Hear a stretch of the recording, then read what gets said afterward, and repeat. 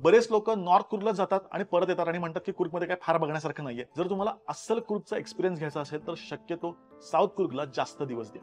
आता कुर्गची आयटनरी मी तुम्हाला सांगतो. म्हैसूरला एक हॉल्ट घेऊ शकता आणि म्हैसूरचा पॅलेस असेल किंवा प्राणी संग्रहालय असेल तिथली ठिकाणं तुम्ही एक्सप्लोर करू शकता. त्यानंतर तुम्ही कुर्गला निघू शकता. पहिल्यांदा नॉर्थ कुर्ग एक्सप्लोर करा. तुम्ही कुशलनगर, दुबार एलिफंट कॅम्प, तालकावेरी, मडिकेरी हे सगळं 2 ते 3 दिवसामध्ये एक्सप्लोर करू शकता नॉर्थ कुर्गला. साऊथ कुर्गला तुम्ही शक्यतो कुटामध्ये राहा आणि तिथून इरपू फॉल असेल, रिव्हर राफ्टिंग असेल, त्यामुळे संपूर्ण ही ट्रिप तुम्ही एका आठवड्याची करू शकता.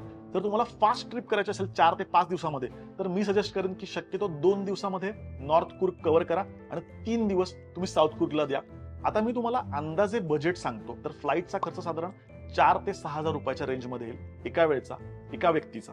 तिकडून तुम्हाला संपूर्ण कुर्ग फिरायचंय तर इंटरनल ट्रान्सपोर्ट, मग वोल्वो बस, इथे बाईक रेंटल घेणं किंवा कार रेंटल घेणं हे सगळं जरी पकडलं तरी प्रत्येकी खर्च एका दिवसाचा साधारण 1500 रुपये.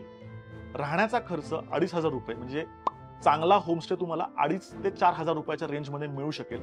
आणि खाण्याचा खर्च पर हेड तुम्ही 1000 रुपये पकडायला हरकत नाही. हे सगळं जर तुम्ही कॅल्क्युलेट केलं तर संपूर्ण ट्रिप फ्लाईट पकडून 30 ते 40 हजार रुपयामध्ये तुम्ही मॅनेज करू शकता आठवडाभराची. तुम्हाला अजून स्वस्त ट्रिप करायची असेल तर बेस्ट ऑप्शन म्हणजे तुम्ही